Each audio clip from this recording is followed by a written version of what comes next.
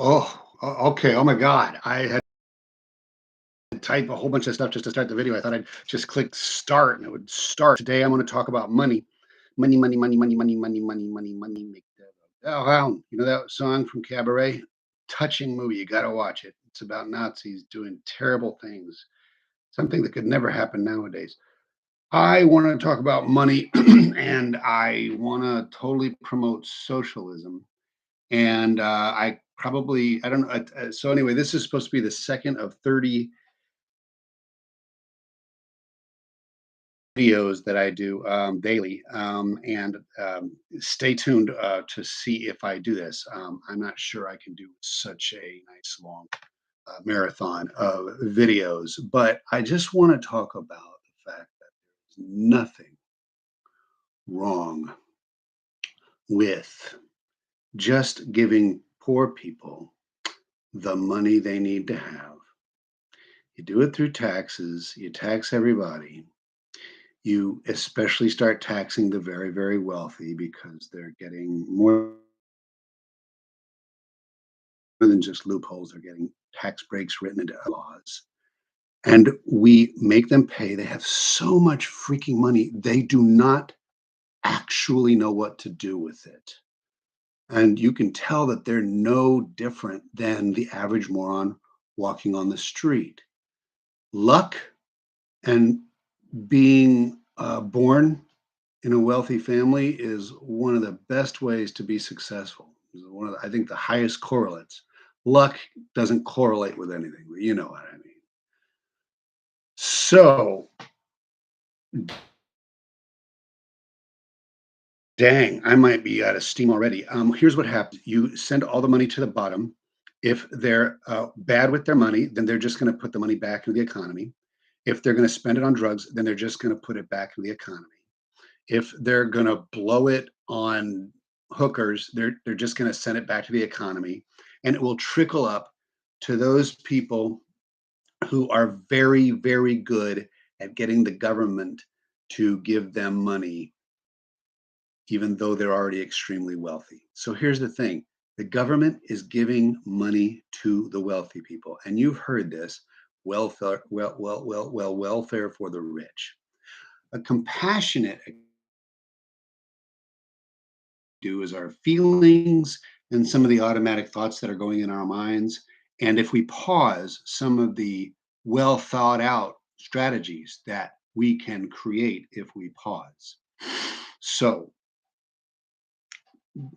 be ready for this video to be over any minute. If we care about our own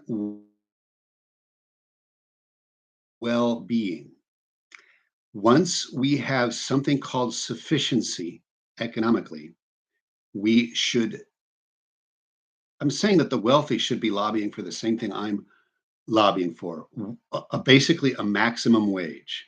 Above a certain amount, above 1 billion, above 100 million, above 500 million, um, should be taxed. If somebody's income should be taxed 100% above that, and then have a progressive tax, way on down. Um, it doesn't hurt anybody, to not be able to pay to get into a submarine that's just going to implode on you and kill you and your son, right? So this is an example. I would love you to watch another video from an Australian, I think Australian BBC, where this reporter examines the aristocracy who has been passed down mansions and great huge estates and tons of money for hundreds of thousands of years. I think no, it can't be. No, that's impossible. For thousands of years, and just realize that they have no more. No more evidence of intelligence that's better than yours or anything like that. You can say that the policies that keep feeding the rich more money and the policies that want to get people off the welfare train, those policies create poverty, not only in the people who really need the welfare, but the people who previously didn't need the welfare or whatever it's called nowadays. It's been broken up into TANF and all this other stuff. But because the wealthier getting much more purchasing power, and because they are um, not not it's impossible to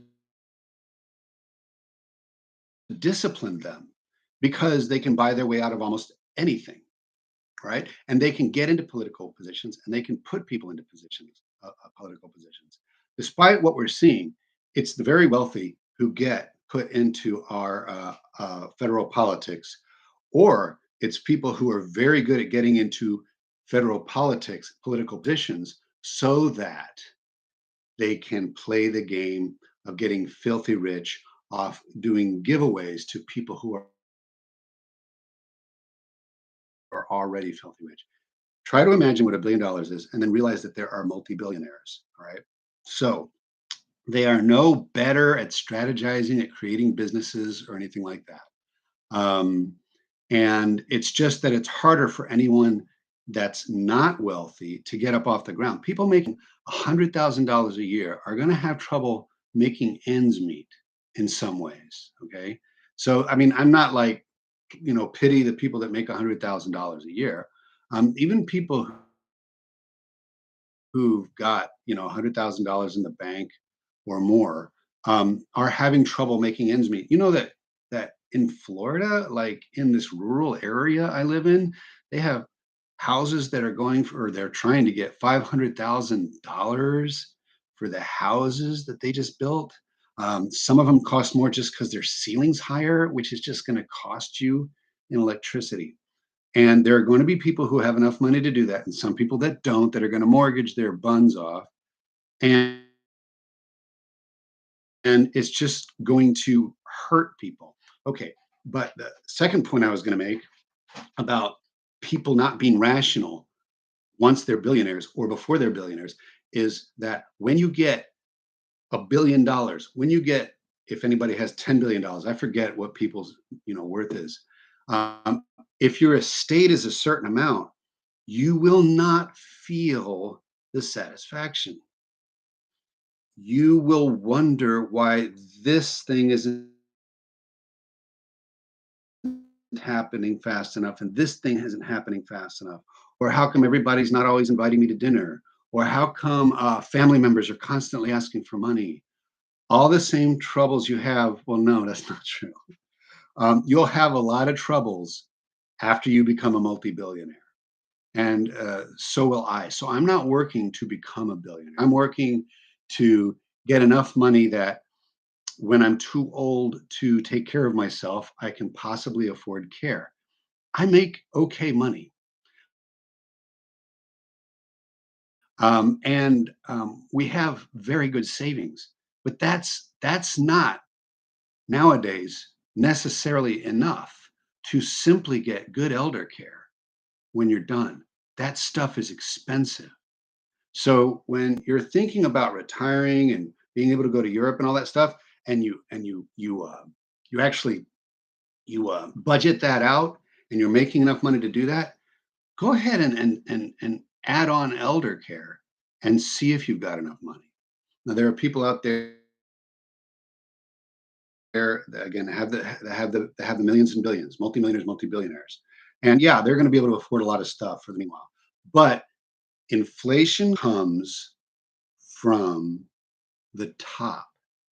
It's the people at the top spending money on things that make them more expensive. And it's the people at the top that are showing off their lavish lifestyles that make you think you don't have enough. And then you go shopping for more that make you think you don't have enough. And then you go shopping for more, even mock-ups of stuff that they have are easy to find. And they are showing off what they have to people because they don't feel good yet. So what's the compassion? The compassion is treat billionaires like they're not doing well. Treat them, and what I mean by that is like emotionally. Like realize that they're major messes, just like everybody else is. Okay, they can't buy immunity to being human. They've got all the same neurology. I don't know when they're going to be able to afford getting all kinds of neurology, or like having some kind of implants in their body and brain and endocrine system that's going to make them truly happy. That's probably a possibility in the future. But what that will mean is everything that's being spent on just keeping regular people afloat, that's being siphoned up. That's just being siphoned up. You know, governments, most governments, the United States government. Well, I don't know which ones are worse, but most governments don't have the guts to to take some of that back down. But basically, if people at the bottom are getting seeded money so that they can make things work, they will spend the money, and the people at the top who are very good at siphoning up money legally, illegally, coercively, then you can you can just have a nice cycle of purchasing power going through. All that money is counting, what resources people might be aware of or able to make. So the people on the top, um, they'll stop siphoning up money once they start feeling loved. What a weird thing for me to say. The people at the bottom who don't have money, who feel fucking unloved. I have enough money to make ends meet. And they also, you know, get on them for their race, their creed, all the issues that you see in the news, their desire just to be who they are, and then people saying that's not appropriate. We should make that illegal. So me, I could do better at showing love for the insanely wealthy, and I could do better at showing love for the people at the bottom.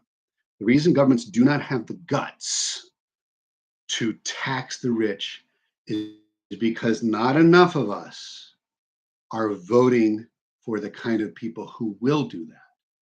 And so politicians who are in place who want to do that, they're scared that they're going to start. What it takes to overpower the wealth of the hyper wealthy is the numbers of votes and protests and organized groups pressuring the powerful in the government and the powerful because they're wealthy people in some way that forces a conversation that makes it so um, the billionaires. I don't know. I lost my train of thought there. It's not forcing a conversation. This is a situation where it's forcing policies because you have to make the government officials believe that they're going to have backup election after election after election if they do the right thing. And what the right thing is socialism or democratic communism. Take care of yourself. By the way, something can't be communist or socialist unless it's democratic. One person, one vote is the only way to control the government.